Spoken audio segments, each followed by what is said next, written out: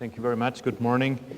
After the distressing images we've seen, I'd like to address the question what expert institutions like the Engineering Museum in Berlin can actually do, what measures they can take to address the issue of protecting the cultural heritage of Iraq and Syria at home, and more specifically, what we are doing at the moment. I would like to touch briefly upon 4 points actually: integrated object care and presentation, fighting the illicit traffic in cultural property on a national level, bilateral capacity building programs, and finally raising awareness for cultural property protection agenda. Let me start by briefly introducing the Engineering Museum located in the Pergamon Museum on Berlin's Museum Island.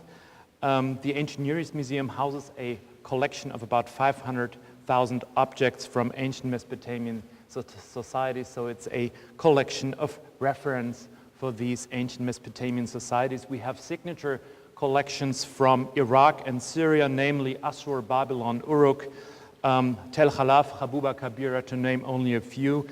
And it's important to point out that 95% of these collections come from regular archaeological excavations, mostly at the beginning of the 20th century, and they were transferred to Berlin on the basis of bilateral division agreements with the respective source countries.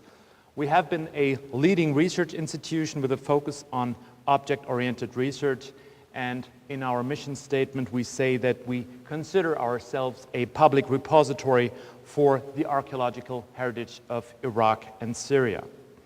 Of course, dealing with this heritage and protecting it starts in our storage facilities. So what we're doing, of course, is something that I would like to call the integrated object care and presentation. When I say integrated, I mean that these objects are not only considered by us as archaeological objects or pieces of art, but also as cultural heritage of Iraq and Syria. And this integrated object care and presentation includes state-of-the-art storage, preventive conservation, digital documentation, especially in the area of 3D digitization, basic research, very important provenance research on the history of the individual collections, and a multi-perspective presentation. The second area of activity I would like to comment upon is fighting the illicit traffic. We've just inaugurated a large national research project focusing on the illicit traffic with archaeological objects in Germany. The project is called Illicit, and in London I should probably point out that this is not a mistake, not a spelling mistake, but an acronym for a German title. We're undertaking an explorative study with special attention to archaeological objects from Iraq and Syria, which means we're looking into object types, turnovers, networks, operation modes, etc. Very important is that this is a transdisciplinary research design which also relies on non-academic partners, especially law enforcement and customs authorities.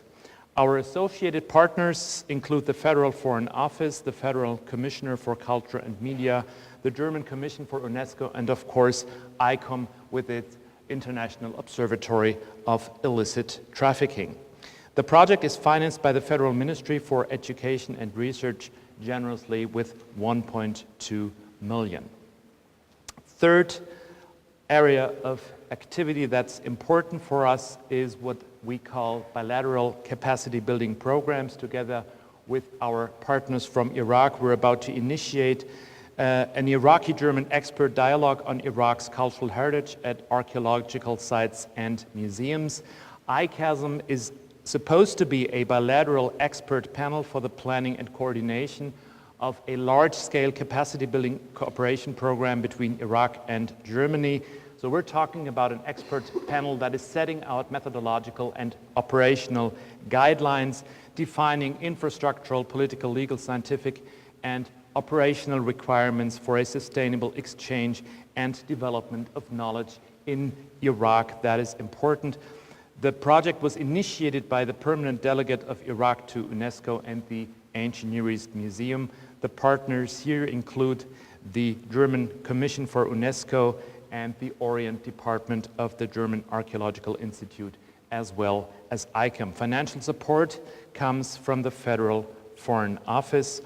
And my final and last point, as a public institution, we know that we have to raise awareness for the cultural property protection agenda as a whole, and we're doing that on a lot of different fields. And one example, of course, is our public support for the ongoing revision of the German cultural property protection law from 2007. Most of you will know that the new law is aiming at better import controls, more effective return mechanisms, and strict due diligence principles related to the EU Directive 60/2014. The new law also envisions export documentation by the respective source countries for all archaeological objects to be imported to Germany. This is very important. If it actually happens, it will change things completely. And the German government has pleaded, or actually recommended, that the EU Council also deal with this problem and implements corresponding measures on the EU level, because it is clear that as long as there is illicit trafficking with archaeological objects from Iraq and Syria, it will not be able to protect this cultural heritage effectively in the future. Thank you very much.